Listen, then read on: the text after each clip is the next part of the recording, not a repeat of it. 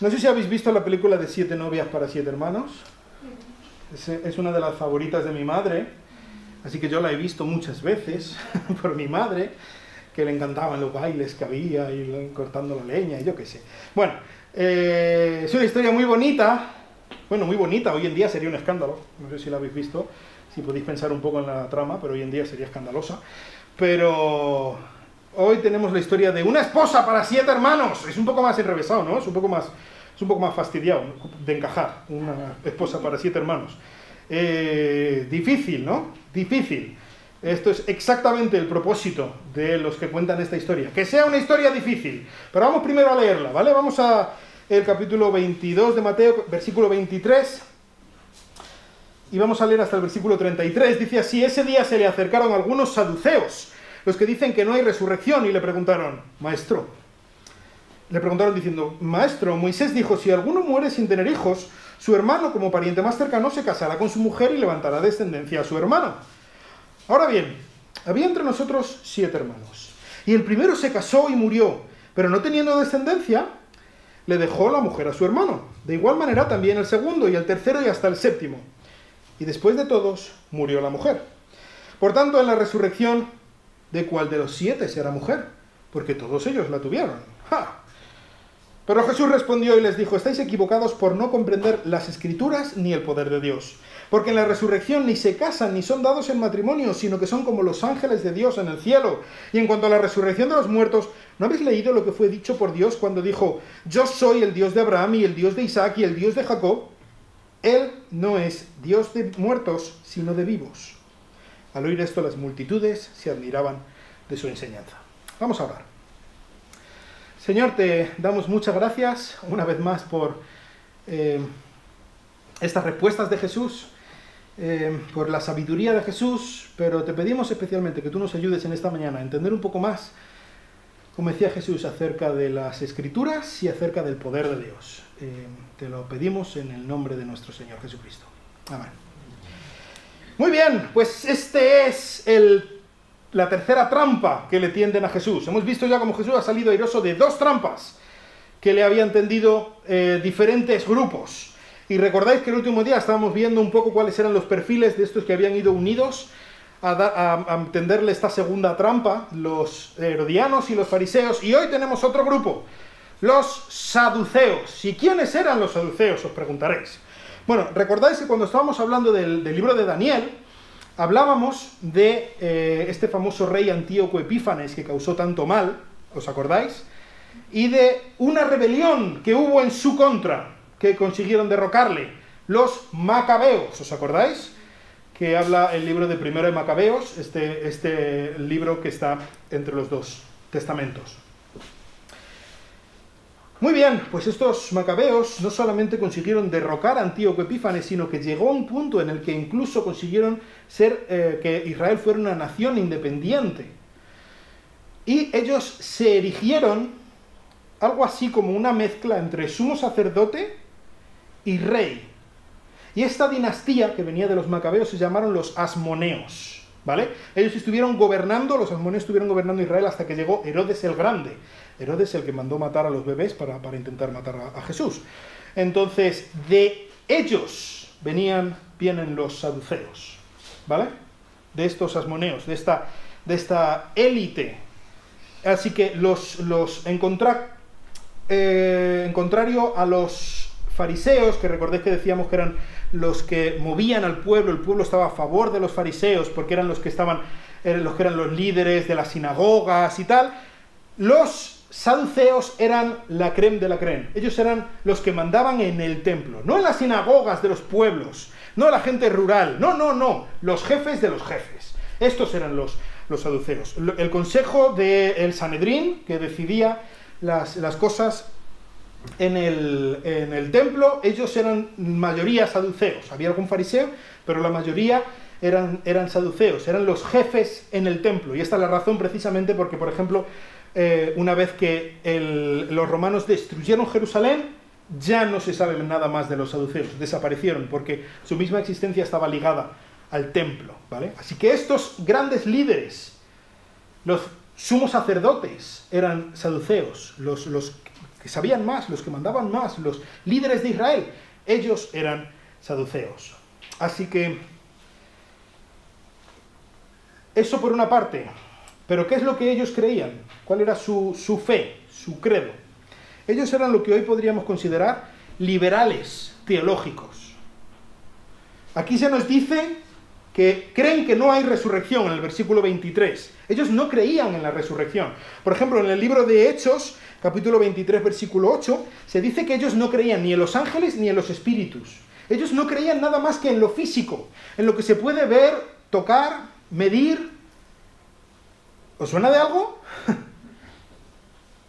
Su mentalidad, su concepción, su teología era muy parecida a la de la mayoría de la gente hoy en día.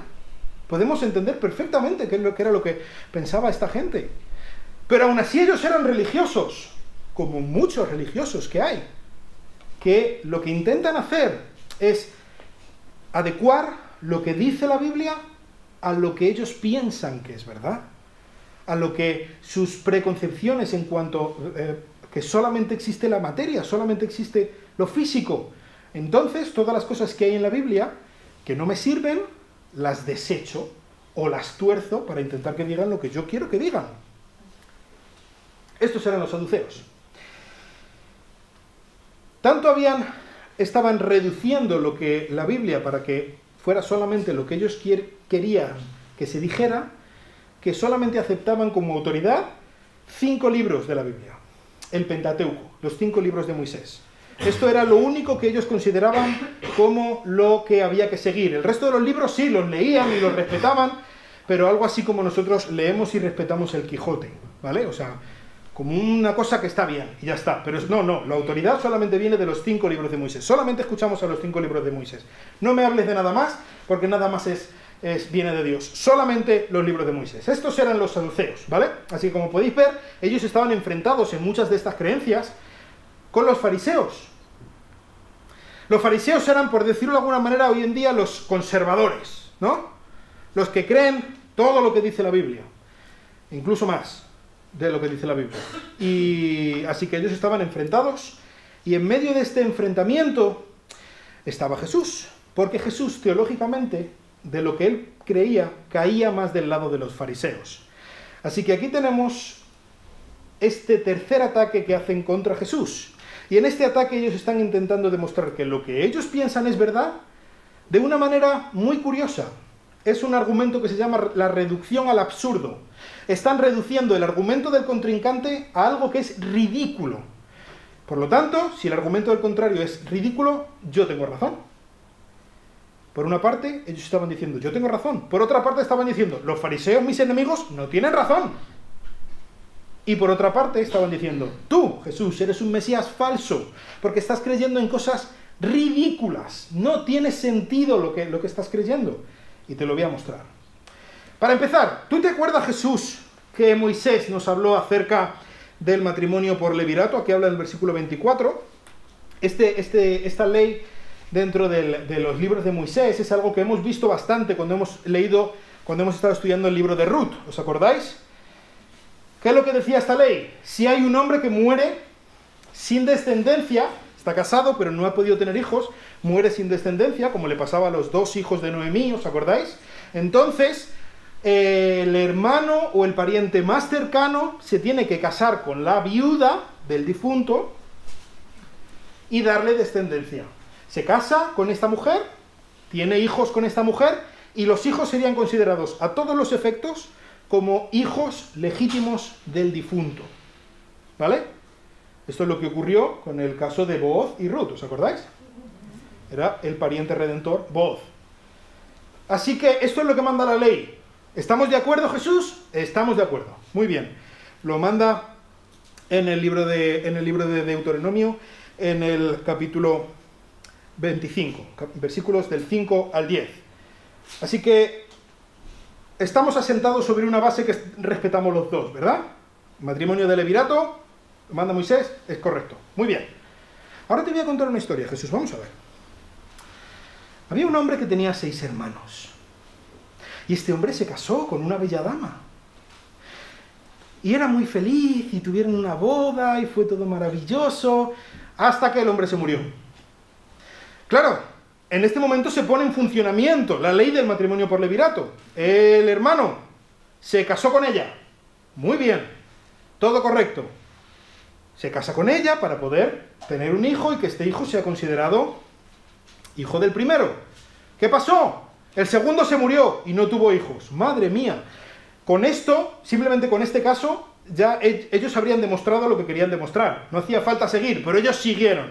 No solamente se murió el segundo, es que el tercero se casó. Y se murió también, y tampoco tuvo hijos. Y el cuarto se casó, y se murió también, y tampoco tuvo hijos. Yo me imagino que todo el mundo alrededor empezaría a pensar, ¿qué hace esta mujer? Había una canción antes que decía, 3 maridos tuve y a los 3 envenené, ¿no? ¿Qué está pasando aquí? Lady Veneno. Pues el cuarto murió, y el quinto murió, y el sexto murió, y el séptimo murió, y ninguno tuvo hijos, y al final de todo, la mujer se murió. Muy bien, hasta aquí está bien, ¿no? Una lástima, una tragedia, bueno, de hecho 7 tragedias, una detrás de otra, pero bueno, puede pasar, vale. Ahora bien, tú crees que hay resurrección, ¿verdad, Jesús? Ahora, si hay resurrección, ¿qué pasa con esta mujer? Esta mujer no es que ya está casada con 2, es que ha estado casada con 7. ¿Con cuál de los 7 estará casada en la resurrección? ¿Ves, Jesús? Es ridículo lo que piensas. Es ridículo, es patético, no tiene sentido, es un absurdo. Por lo tanto, lo que tú crees de la resurrección es ridículo. La resurrección es ridícula, está en contradicción con la misma ley de Moisés. Jaque mate, se ha acabado el argumento. Crees en cosas que son ridículas, que no tienen sentido, que son ilógicas. Ya está, se ha acabado. Venga, vamos a tomarnos algo, que esto ya se ha acabado.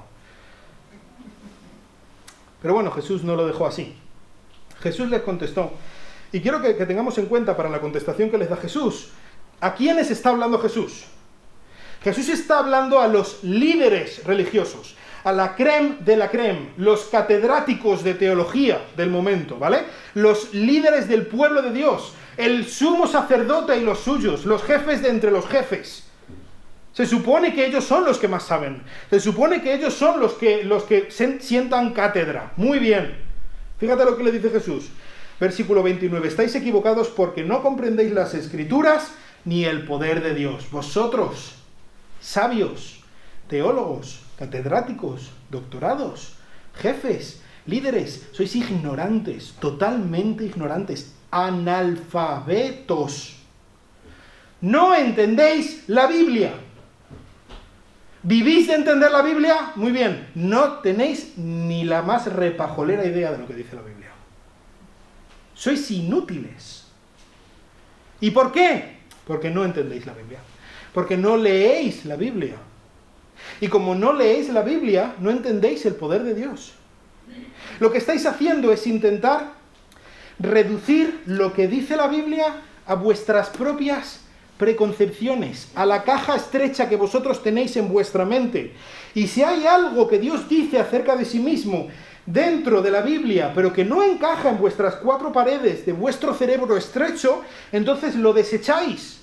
Al no creer la Biblia, al estar creyendo lo que vosotros pensáis que tiene que ser verdad, realmente lo que estáis haciendo es que estáis reduciendo a Dios a una caja para que Dios sea solo tan grande como a vosotros os dé la gana que sea. Y no más. ¿Entendéis lo que le estaba diciendo Jesús? Jesús le dice, no estáis entendiendo la Biblia, no estáis entendiendo el poder de Dios. Por lo tanto, estáis diciendo sandeces. Os voy a dar una lección acerca de entender la Biblia y entender el poder de Dios, ¿vale? Vamos a empezar con entender el poder de Dios.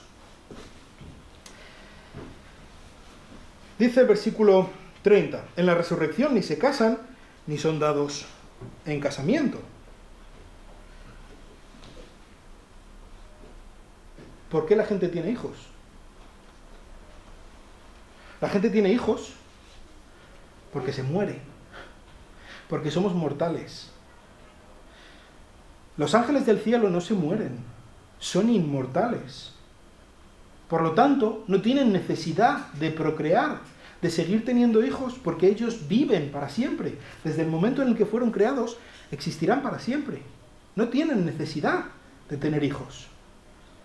Eso para empezar.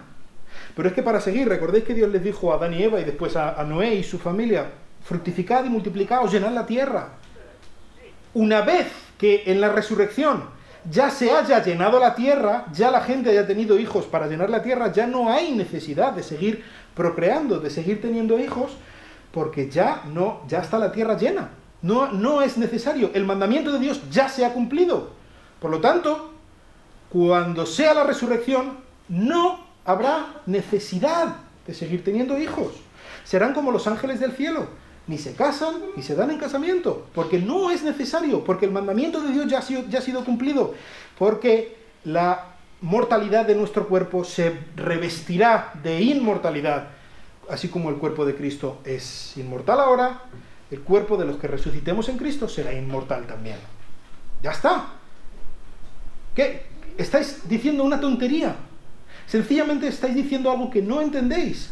No entendéis el poder de Dios, pero es que tampoco entendéis las Escrituras. Vosotros solamente respetáis el Pentateuco, ¿no? Solamente creéis en la autoridad del Pentateuco. Muy bien, vamos al Pentateuco. Éxodo capítulo 3, versículo 6. Cuando Dios está llamando a Moisés desde la zarza ardiendo, de hecho, si os dais cuenta, el que está hablando específicamente desde la zarza ardiendo es el ángel del Señor, que ya hemos dicho varias veces que no es ni más ni menos que la segunda persona de la Trinidad antes de adoptar carne humana, antes de su encarnación. Lo encontramos en el Antiguo Testamento. ¿Qué quiere decir esto? Cuando Jesús estaba citando lo que dice Dios en Éxodo capítulo 3, realmente estaba citando lo que él mismo había dicho unos 1500, 1450 años atrás. Fijaos si él tenía autoridad para interpretar eso, que lo había dicho él mismo, hacía mucho tiempo. ¿Qué le dijo él mismo a Moisés? Yo soy el Dios de Abraham, y el Dios de Isaac, y el Dios de Jacob. Quizás estéis pensando, esto no tiene nada que ver con la resurrección. ¿Por qué Jesús cita este pasaje si no tiene nada que ver con la resurrección? Dios lo que le estaba diciendo a Moisés es, mira, ¿tú te acuerdas de tus patriarcas? Abraham, Isaac y Jacob, yo soy su Dios. Pero es que Jesús es un maestro de la interpretación. Y hay algunas cosas que podemos aprender de esta maestría que él tiene de la interpretación. Para empezar, nosotros en esta iglesia creemos en la interpretación, en la inspiración, plenaria y verbal de la Biblia. ¿Qué significa esto? Creemos que todas y cada una de las palabras de la Biblia son inspiradas en los manuscritos originales, los manuscritos en los que se escribieron. Todas y cada una de las palabras, no las ideas, no los conceptos, no, las palabras. ¿Y sabes qué? Jesús nos da la razón en esto. ¿Por qué? Jesús podría haber dicho, o Dios en este caso en el Antiguo Testamento, podría haber dicho, yo fui el Dios de Abraham, yo fui el Dios de Isaac, yo fui el Dios de Jacob, pero no dijo esto, ¿verdad? Dijo, yo soy el Dios de Abraham. Hacía cientos de años que había muerto tanto Abraham como Isaac como Jacob. Ya estaban sepultados, ya estaban comidos por los gusanos, hacía mucho tiempo. Y sin embargo, aquí Dios, el ángel de Dios, dice, yo soy su Dios. ¿En qué tiempo está soy? Presente indicativo, ¿verdad?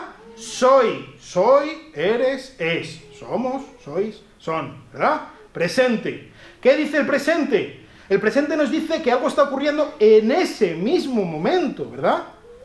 Pero si ellos están muertos y sepultados y acabados, si no hay vida después de la muerte, ¿cómo puede decir Dios que es Dios de alguien que ya no existe? De alguien que ya murió y que ya no ha dejado de existir. No está diciendo yo fui el Dios cuando ellos vivían, está diciendo yo soy el Dios porque ellos viven ahora, porque ellos están vivos en este mismo instante. No solamente Él está diciendo que Él es su Dios, sino que ellos están vivos en ese mismo momento. Y como están vivos, ellos un día se levantarán, como estábamos cantando antes, igual que Cristo se levantó, ellos también se levantarán, resucitarán. Hay otros pasajes en el Antiguo Testamento que hablan mucho más claramente acerca de la resurrección. Pero Jesús correctamente interpreta el tiempo verbal. Así que no solamente debemos aprender de esto, que Dios ha inspirado cada palabra, sino que, muy importante, para leer tu Biblia, estudia gramática.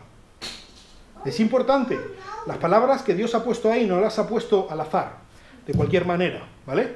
Él ha estudiado, ha puesto precisamente cada palabra de la manera que ha querido por una razón. Decía que había pasajes en el Antiguo Testamento que hablan de la resurrección. Y uno de los más importantes, lo hemos visto ya. Pero vamos a volver, Daniel capítulo 12. Yo creo que el pasaje más claro en cuanto a la resurrección lo encontramos ahí, lo hemos estudiado hace poco. Daniel 12:2, y muchos de los que duermen en el polvo de la tierra despertarán, unos para vida eterna, otros para ignominia, para el desprecio eterno. Claro como el cristal. Así que Jesús les dice, ¿no estáis entendiendo el poder de Dios? ¿Estáis intentando meter a Dios dentro de vuestras cajitas? Y la razón es que no estáis entendiendo la palabra de Dios.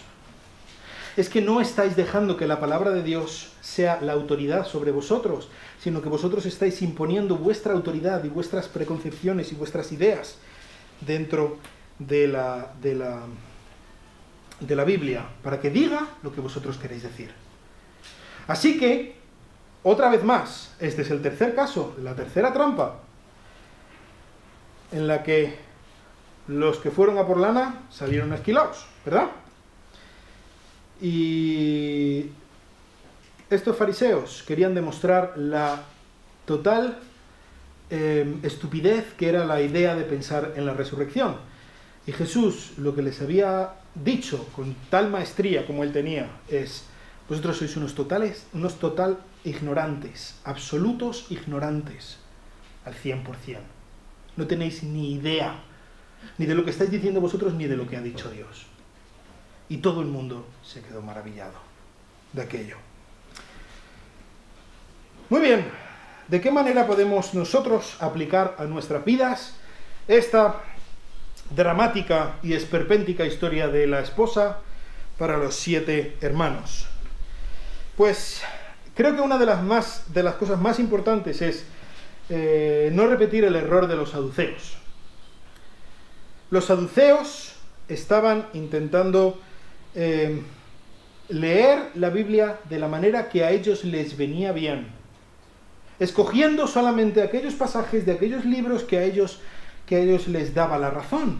Y eso es lo que solemos hacer nosotros tantas veces. ¿Verdad que hay algunos pasajes, y cuando estamos tristes y vamos a los salmos, hay esos pasajes que nos hacen sentir calentito el corazón? ¿Verdad?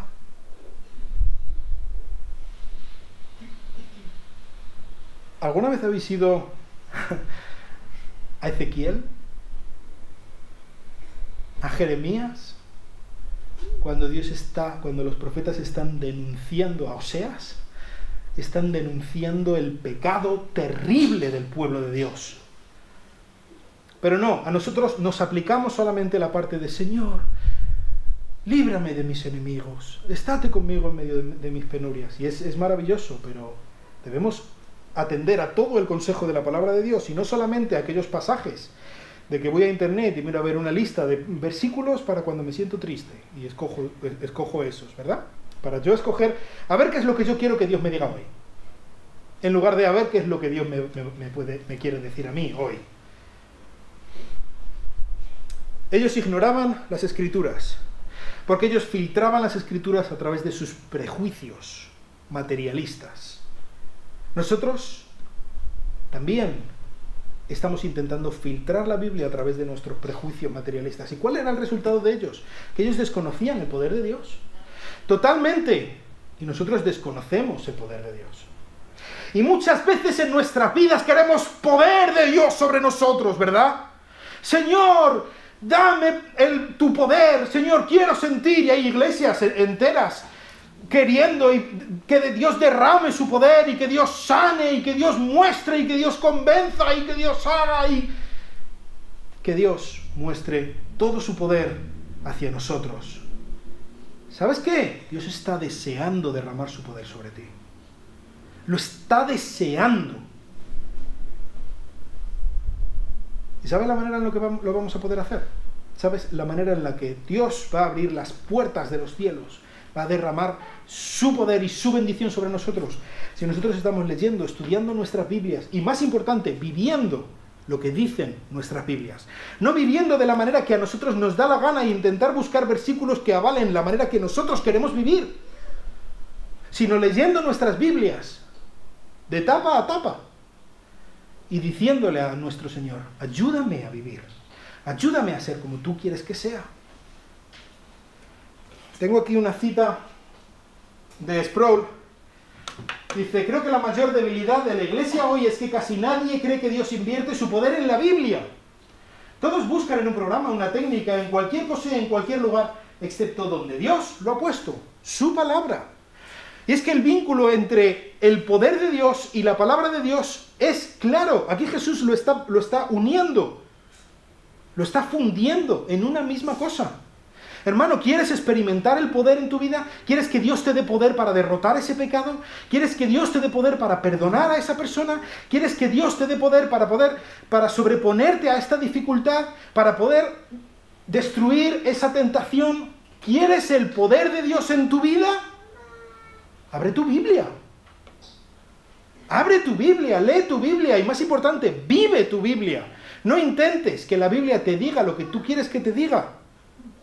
Si no, abre tu Biblia, lee tu Biblia y vive lo que dice tu Biblia, lo que Dios te manda, y no lo que a ti te gustaría. En este pasaje, creo que una de las máximas razones por las que Jesús les dice que están equivocados en cuanto al poder de Dios, es que ellos tienen un enfoque, están enfocando terriblemente mal su vida.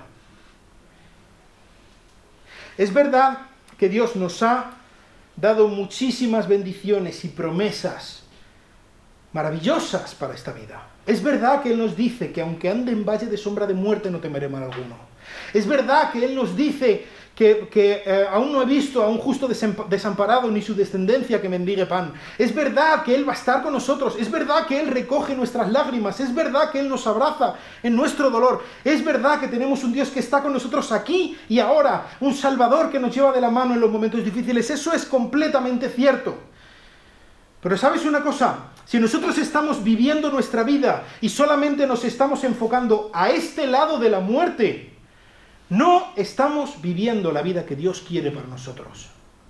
Estamos absolutamente desenfocados de la misma manera que los saduceos estaban absolutamente desenfocados. Dice Pablo en quizá el máximo pasaje acerca de la resurrección que tenemos en la Biblia, en 1 Corintios 15, dice que si solamente para esta vida estamos esperando a Cristo, somos los más desdichados de entre todos los hombres. Estamos viviendo una religión que es mentira. Eso no es lo que Cristo quiso para nosotros.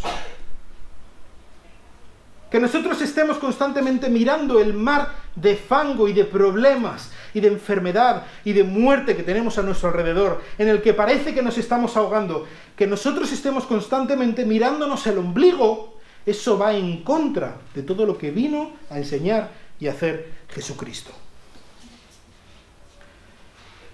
Dice Job, capítulo 19, versículos 25 y 26, yo sé que mi Redentor vive, y al final se levantará sobre el polvo, y después de deshecha mi piel, aún yo veré en mi carne a Dios.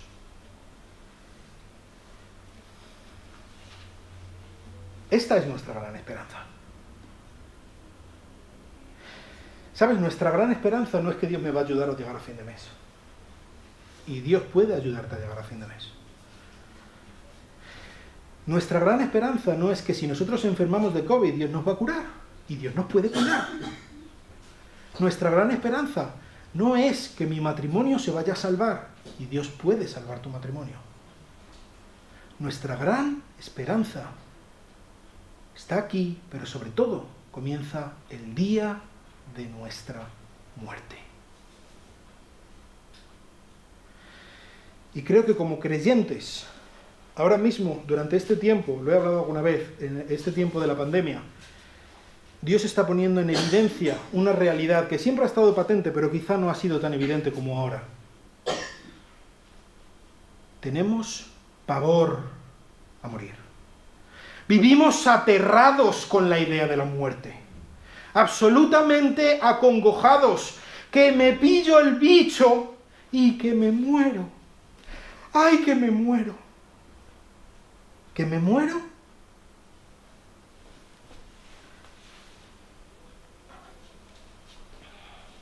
Tengo aquí otra cita, era un puritano del siglo XVII, dice: una persona que es consciente de su pertenencia a Dios, si tú sabes que le perteneces a Dios, entonces sabes que la muerte será el funeral de todos tus pecados, dolores, aflicciones, tentaciones, deserciones, oposiciones, vejaciones, opresiones y persecuciones. Y sabe que la muerte será la resurrección de sus esperanzas, alegrías, deleites, consuelos y contentamientos, y que traerá un gozo más claro, completo y perfecto y constante acerca de Dios.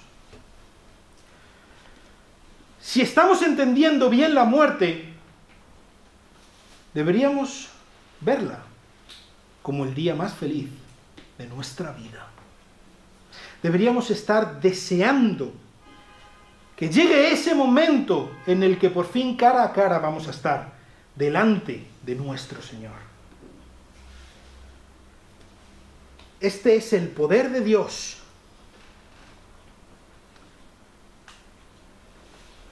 El poder de Dios, lo podemos ver ahora, está siendo manifestado en nuestras vidas. Él obra milagrosamente alrededor de nosotros.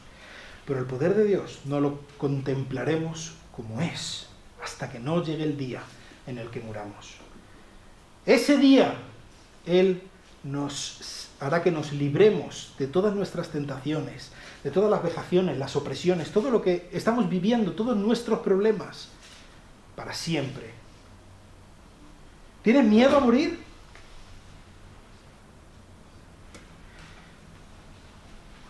Última cita, esta de Juan Calvino. No ha tenido mucho progreso en la escuela de Cristo aquel hombre que no anticipe con gozo el día de la muerte y de la resurrección final. ¿Qué es lo que está diciendo Calvino?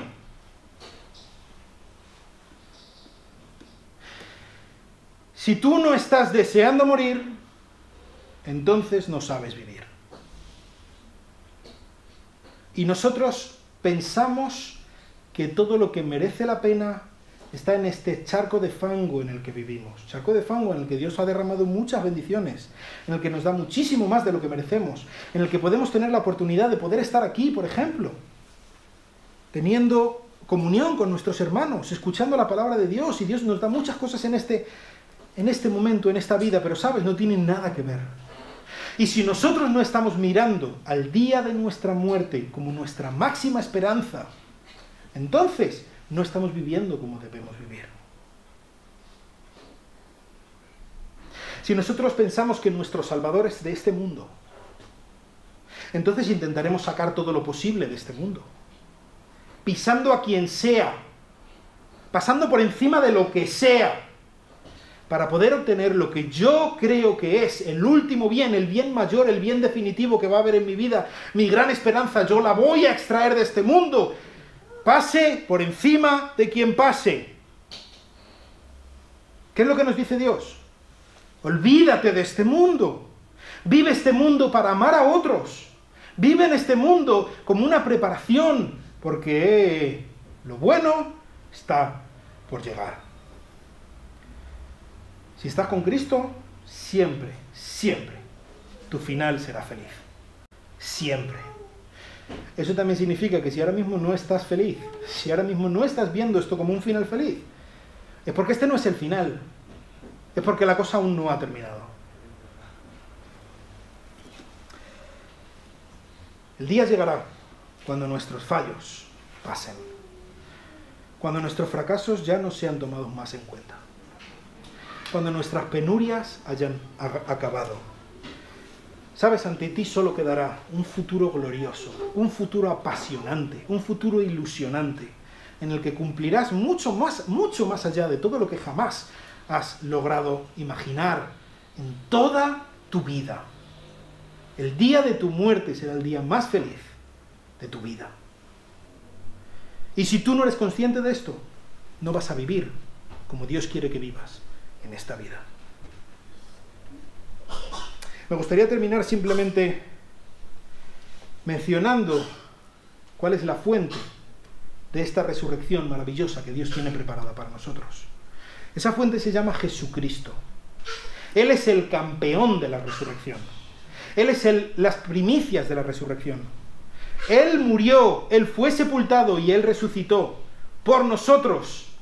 Y sabes, solamente nosotros participaremos de su resurrección si creemos en Él y si nos unimos a Él, a esta muerte, a este estar sepultados y a esta resurrección. No hay otra manera. Estaba diciendo que si estás con Cristo, el día de tu muerte será el día más feliz de tu vida. Será el día que la pesadilla haya acabado. Pues bien, si tú estás aquí y no has creído en Cristo como tu Salvador, si tú mueres sin Cristo, ese día no habrá terminado tu pesadilla. Ese día comenzará. Y esa es la pura realidad. Una pesadilla que jamás terminará. Una pesadilla que Dios mismo se ha hecho hombre para venir y librarte de ella. Si tú nunca has confiado en Cristo como tu Salvador, hoy es el día en el que debes hacerlo, mañana será tarde. Si tú has creído en Cristo como tu Salvador, sabes, hay muchas personas a tu alrededor, que están en esta situación, que puede ser que esta tarde mueran y entonces empiece su pesadilla. Cristo es el campeón de la resurrección. Él es el Señor que venció a la muerte. Y si nosotros estamos con Él, el día de nuestra muerte no será un día trágico. El día de nuestra muerte no atravesaremos ese umbral solos. De hecho, ni siquiera lo atravesaremos andando. Él nos llevará en volandas. Él nos agarrará con amor eterno, con la fuerza del gran Dios, y nos llevará a través de ese portal glorioso para nosotros, que será la muerte, hacia nuestro futuro maravilloso y eterno. No tengas miedo a la muerte. No tengas miedo a la muerte. No tengamos miedo a la muerte. Vamos a orar. Señor, te quiero dar muchas gracias por tu Hijo Jesucristo, por todo lo que Él nos ha dado. Muchísimas gracias porque podemos enfrentar al desafío final de nuestra vida, a la muerte, con alegría, con esperanza, con entusiasmo, con ilusión, porque tu Hijo Jesucristo es el campeón sobre la muerte. Te pido que tú nos ayudes a confiar en Él. Te pido que tú nos ayudes a leer tu palabra, a obedecer a tu Hijo Jesucristo por medio de tu palabra y parecernos cada día más a Él, Señor. Ayúdanos a dejar de lado todas nuestras preconcepciones, todos nuestros prejuicios, todas las ideas que nosotros queremos llevar adelante y que intentamos usar la Biblia muchas veces como un utensilio para darnos la razón. Señor, ayúdanos a leer tu Biblia como es, a estudiar tu Biblia y a obedecer tu palabra en nuestras vidas. Y especialmente te quiero rogar por cada una de las personas que está aquí, que nunca ha confiado en Jesucristo como su único Salvador, como su suficiente Salvador, que tú le convenzas en este día, Señor. Y también por cada uno de nosotros, que tú nos ayudes a ver la urgencia de este momento de la muerte, Señor. El tiempo se acaba y hay mucha gente a nuestro alrededor que va al infierno eterno. Ayúdanos a verlo, Señor, y a hablar de tu Hijo Jesucristo. En el nombre de nuestro Salvador. Amén.